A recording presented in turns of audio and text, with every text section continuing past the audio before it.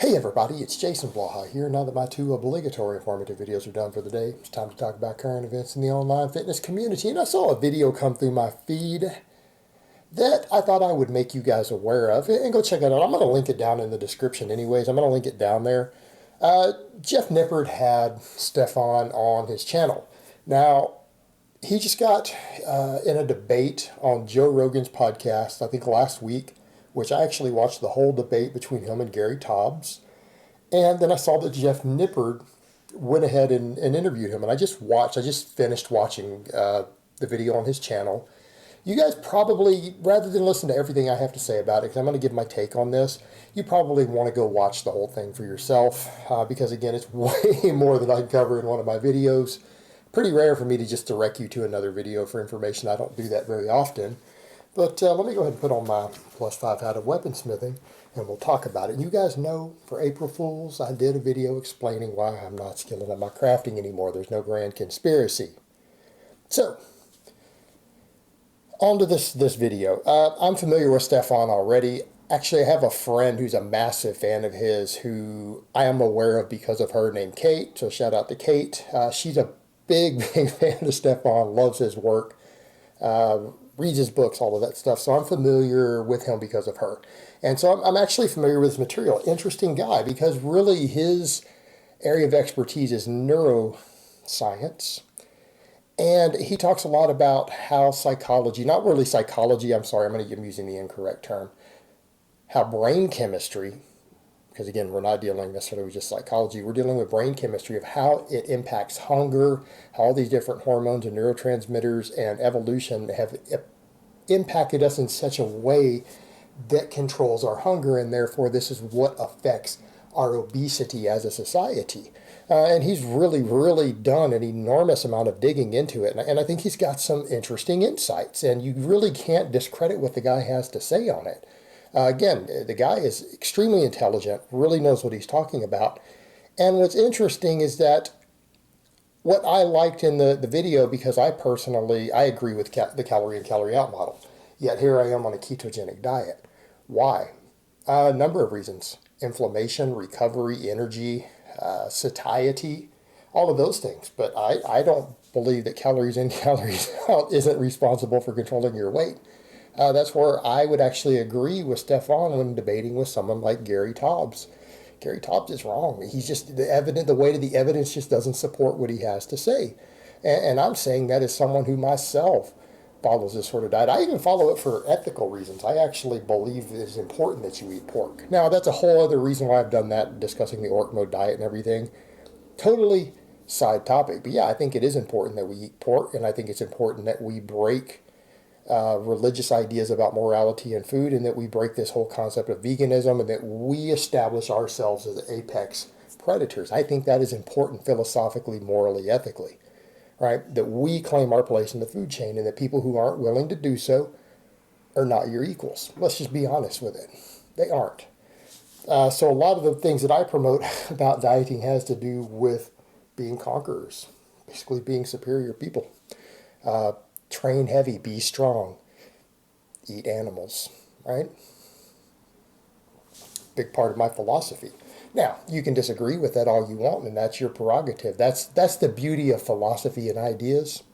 You have a right to disagree. And that doesn't make you right or wrong, and it doesn't make me right or wrong. It really comes down to an opinion. But I think that's an important philosophy to have, and I think it will impact your training. And I do know of some definite champion world record holding powerlifters and strength athletes who hold similar viewpoints. There's a reason for it. There's a method to their madness. It's part of their own programming and psychology. They're out there. So the point we get to, though, what I thought was interesting is that what he said, and this is something that I've noticed and I agree with, you have Jeff and most of the people here in the fitness world, and at least in the evidence-based community, are very big on tracking calories. However, that doesn't work for the general populace, and it certainly doesn't work that well for a lot of people who aren't going to be OCD about it. And that's usually what you find. Usually you find in the bodybuilding world specifically, a lot of people tend to be very OCD. They are extremely obsessive compulsive and anal retentive as a demographic compared to the general population. Therefore, to them, to meticulously track and weigh every single gram of carbs, fat, protein, and every calorie they eat is normal for them. For the average person, it's not. It's an enormous burden, and it would drive most people crazy, and it does. It does. And it still doesn't deal with the hunger issue. And that's one of the reasons why I like the keto approach these days. Even though I've had some issues with it in the past, I've always found that it works. I've never said it doesn't work. I had health concerns historically. I've always found that it works very well for weight management, body fat management for me. It seems to work for everyone in my family. Everyone in my family, my dad's family, they're being of Eastern European descent, Slavic descent, hence my last name. I've noticed every one of them struggle oftentimes with weight, and every one of them will go on low-carb diets, lose body fat really easily. And I'm talking sometimes 100 pounds. So it seems to work pretty well in my family. So there's largely a genetic component, and it probably has to do with leptin, ghrelin, insulin sensitivity, things like that Stephan does talk about. And that's one of the things that Stephan mentions, that for a lot of people, that actually is a viable method of restricting calories. And that's what it comes down to. It's not that the calorie in, calorie out model doesn't work. It's that we know that once you go into a surplus, when you are dealing with carb and fat calories, that a calorie is a calorie. Now, protein seems to break that rule, right? And protein is one of the things that, again, you're going to notice with strength athletes who do this sort of diet approach, usually the ones who eat really, really, really high protein, but still eating a very high fat diet, who don't track calories and just slam down endless calories, still get very, very lean. There are a few out there. You look around, you can find them who will say things, I don't know, I eat 5,000 calories and barely go over 200 pounds. And they'll be at 9% body fat year round. They're out there. Jamie Lewis is an example. That they find that it has to do with the fact that they have extremely high energy turnover, a lot of lean mass, a high training workload combined with the ultra high protein. They just don't seem to put on body fat at a certain threshold with that. Now, we could argue about drugs being involved and everything else, but that does seem to be the case, that the protein seems to be an enormous factor. It really does. Particularly for people who are very strong with a very, very enormous work capacity. And I don't mean bodybuilders, I'm talking people who are doing big, heavy structural exercises. Very high workloads on squats and deadlifts and push presses and so on and so forth. The people you see out there who do that, they seem to, at a certain threshold, even on this form of diet, not put on body fat. Now, how much of it has to do with the ketosis, how much of it has to do with the protein intake, that would be hard to say. We almost need our own study on strength athletes on that. But there have been some studies on athletes and maintenance calories on ketosis, which, again, totally different topic again. So without me getting too sidetracked, I thought it was interesting that he did mention that that actually is the best case for the lower carb approach, is for some people who find that it is very good for satiety, lets them eat till they're full, and walk away, right? They don't have to track anything. And that's true, because I fall in that category. I can actually do that and eat 3,500 calories. I can't do that on chicken and rice. That's how I got up to 255. Remember last year when I started cutting? Went from 255 down to 215. How do you guys think I got to 255? Just eating chicken and rice till I was full every day. That's like, what, 6,000 calories? I can eat endless rice. I can eat endless chicken. But I mean, especially the rice and stuff, no problem. Starchy carbs, I can slam them down. Other people can't.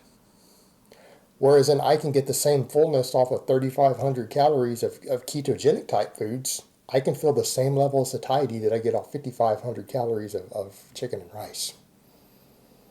Or even 6,000 calories with that. They feel about the same to me through the day. So we come down to individual responses to foods.